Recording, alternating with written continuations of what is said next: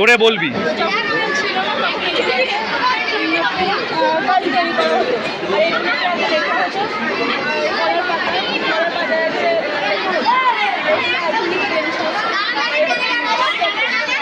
পরের বারে যখন করবি কিছু ফুল নিবি, অবনীন্দ্রনাথ ঠাকুর যখন ছবি আঁকতো ওই ফুল দিয়ে অরিজিনাল করার করে আসতো, এটা করবি ওইটা করে রাখবি, এটা আরও বেটার হবে। কালী তারপরে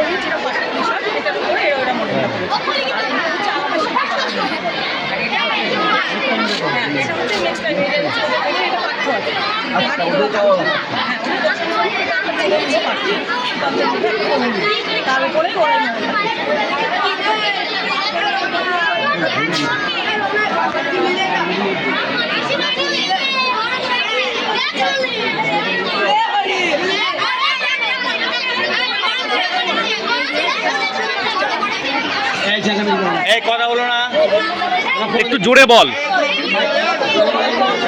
তোমরা কথা বলবে না, স্যার শুনছেন কিন্তু সব। এই যে চরিত্রটার নাম হচ্ছে নদের চাঁদ, আর এই গল্পটার নাম হচ্ছে নদীর বিদ্রোহ, মানিক বন্দ্যোপাধ্যায়ের লেখা। এই নদের চাঁদ একটা গ্রামে থাকে, নদীর পাড়ে তার বাড়ি, উনি নদীর প্রতি তার একটা আলাদা ভালোবাসা ছিল। একটা স্টেশন মারতে আসে, স্টেশন মারতে সে তার কিছুদিন রয়েছে নদী, সে নদীতে একটা বৃষ্টি হয়েছে, বৃষ্টির ফলে নদীর যে একটা ভয়াবহ রূপ সেটা বৃষ্টির ওপর দাঁড়িয়ে সে দেখেছে। হ্যাঁ, দেখে তার মনে হয়েছে যে একদম সুবিধা হয়েছে যে নদী এরকম ভয়ঙ্কর হতে পারে। সেটা ভাবতে ভাবতে লাইন ধরে ও হাঁটতে শুরু করে তার গন্তব্যে পৌঁছানোর জন্য, সেই তার স্টেশনে আসার জন্য। হাঁটতে হাঁটতে সে এমনভাবে বিপদে পড়ে যে সেটা খেয়াল করে সেটাকে পিছনে চলে। এটা হচ্ছে এই বিষয়।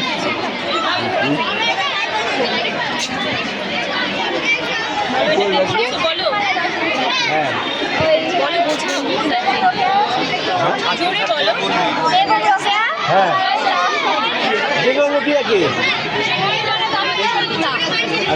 ক্লাস 5 থেকে 8 পর্যন্ত তারা মিড ডে মিল বই লিখেছে, তার কোনো বই লিখেছে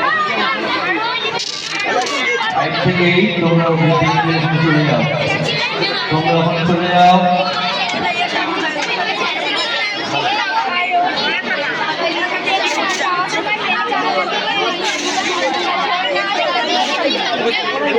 পর্যবেক্ষণ করেছে, এইটাই তোরা রূপ দিয়েছি, এই তো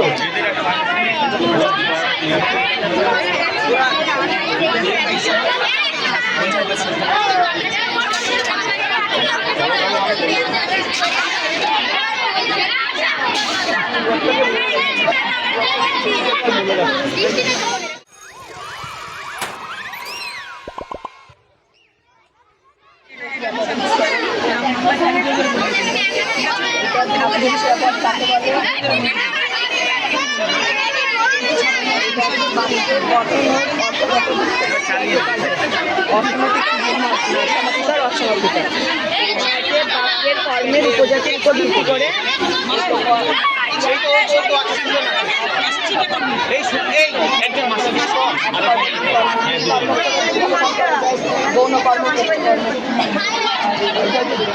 যখনই আমরা পড়বো আমাদের বিস্তারটা লাভ করবো। ভাটিয়া ওই ভাটার টানে টানে যায় আর মাঝি গান গান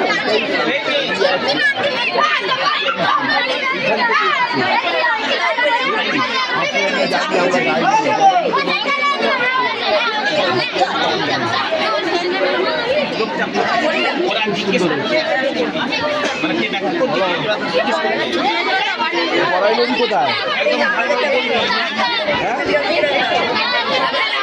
না মানে কোথা থেকে কোথায় গেছে?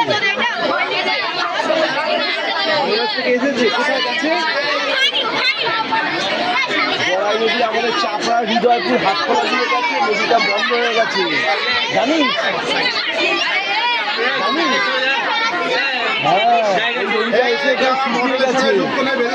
আর আর এই যে বাংলাদেশ আর ভারতের যে বর্ডার মাঝখান দিয়ে গেছে এই নদীটা আমাদের পাশে এইটাই আগে দেখে আসছি এই পরে যখন তোদের জন্য হবে তখন আসবে তো। ওই পাশে এই নদীটা একদম দেখি খালের মতো হয়ে গেছে। আমাদের এখানে দুটো নদী, একটা গড়া একটা জলের নদী, গঙ্গা আছে আর ওইটা শুকিয়ে গেছে। এটা হচ্ছে আমাদের নদীটার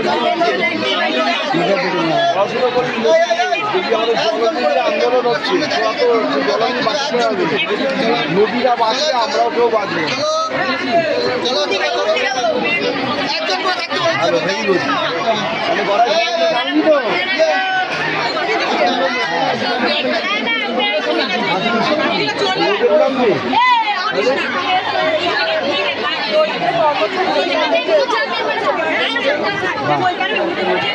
ভালো, মানুষের পাশে দাঁড়াবি, পড়াশুনো করে বড় হবি, মানুষের পাশে দাঁড়াবি, মানুষের উপকার করবি, আমাদের মনের মধ্যে একটা আনন্দ আসবে।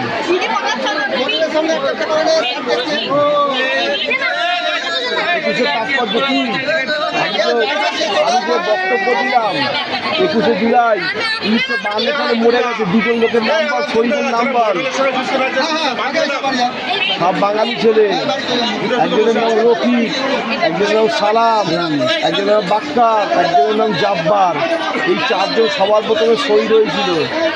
সেই থেকে আন্দোলন বাড়ে এবং তারপর থেকে 21শে জুলাই 21শে ফেব্রুয়ারি হয়। আর ইউনেস্কো এটাকে স্বীকৃতি দেয়, জাতিসংঘ স্বীকৃতি দেয় যে এইটাই আমাদের ভাষা হবে। খুব কঠিন, পড়াশোনা করবি, কান্না পেয়ে যাবে ওদের আন্দোলন শুনলে, বুঝেছিস? সবাই আমরা কিন্তু এই বাঙালিরাই কিন্তু আমাদের এই জায়গাটা ধরে রেখেছি। সুন্দর করেছিস, পড়াশুনো করবি এটা নিয়ে, পরের বছর আবার ধর্ম করা বল। এটা কে জানতে পারি? এটা তোদের কি এটা বল।